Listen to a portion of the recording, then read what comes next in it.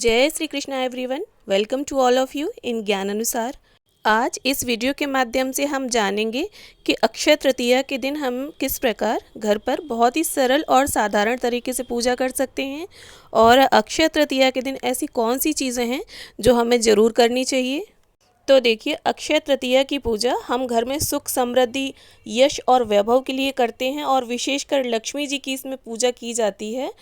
तो इस प्रकार से जहाँ पर भी आप पूजन करने वाले हैं, पहले उस जगह को थोड़ा साफ़ सुथरा कर लें। और यहाँ देखिए, लाल मिट्टी यानी गेरू से मैं लीप रही हूँ। वैसे तो पुराने समय में जहाँ पर भी पूजन किया जाता था तो गाय के गोबर से लीपा जाता था, और आजकल गाय का गोबर मिल पाना थोड़ा मुश्किल हो जाता है, तो इसलिए आप गेरू से लीप सकते हैं या हल्दी से भी आप चौका लगाकर और पूजन कर सकते हैं। ये जो गेरू है आपको किसी भी पूजा पाठ की शॉप पर आसानी से मिल जाएगी, और अगर नहीं मिल पाती है तब आप हल्दी से पोछा लगाकर और पूजन कर सकते हैं। इसके बाद देखिए, इस तरह से मैं चौक पूर रही हूँ आटे से। आपको जैसा डिज़ाइन आता है, जैसा भी चौक पूरना आता है, आप वैसा बना लें।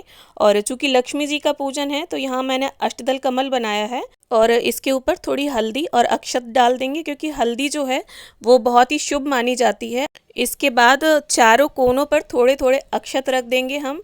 आप देखिए, आटे की जगह रंगोली कलर का भी यूज़ कर सकते हैं। फिर इस तरह से देखिए, एक मिट्टी का हमें कोरा घड़ा लेना होता है और इस घड़े को दान कर दिया जाता है। और साथ में हमें 4 कलश और लेने होते हैं चारों कोनों पर रखने के लिए। ये कलश आप मिट्टी के भी ले सकते हैं, पीतल के, तांबे के, या नहीं है अगर आपके पास तो आप गिलास कटोरी कुछ भी रख सकते हैं चारों कोनों पर।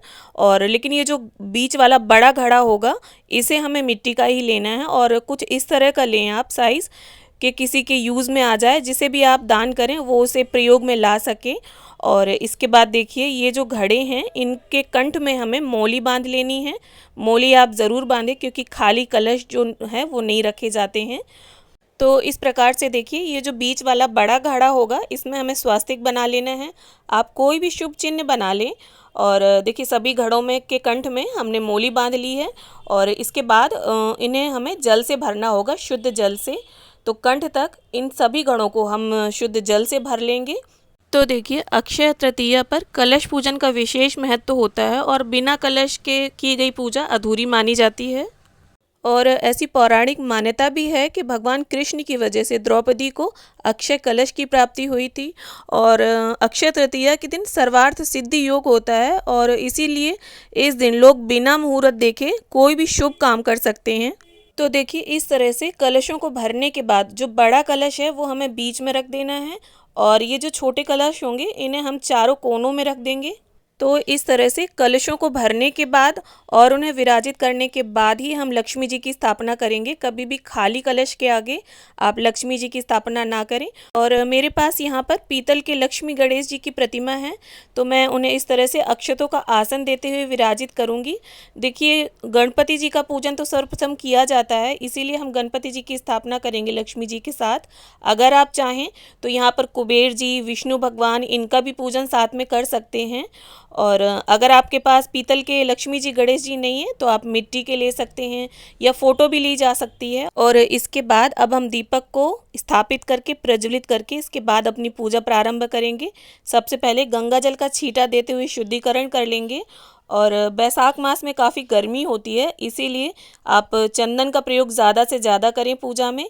यहाँ पर हमने गणपति जी को, लक्ष्मी जी को और सभी कलशों पर चंदन का तिलक कर दिया है, और इसके बाद रोली समर्पित कर देंगे और अक्षत भी अर्पित कर देंगे, और सभी के पूजन के साथ साथ हम दीपक का भी पूजन कर लेंगे। तो देखिए, अक्षय तृतीया के दिन सोने या चांदी के आभूषण या सिक्का खरीदना बहुत ही शुभ माना जाता है।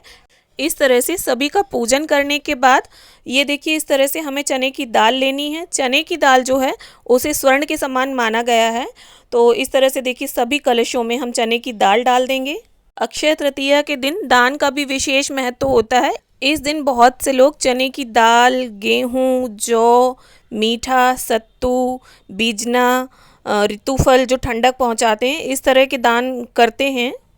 तो देखिए इस तरह से कलशों में चने की दाल डालने के बाद आप कलशों में कुछ मीठा ज़रूर डालें, या आप गुड़ डालें या बताशा, चीनी, मिश्री, इस तरह की चीज़ें डालें। और इसके साथ ही हमें जौ भी ज़रूर लेने हैं, क्योंकि जौ जो है वो एक ऐसा अनाज है जो धरती पर सबसे पहले उत्पन्न हुआ था। तो इस प्रकार से सभी कलशों में हम जौ डाल देंगे।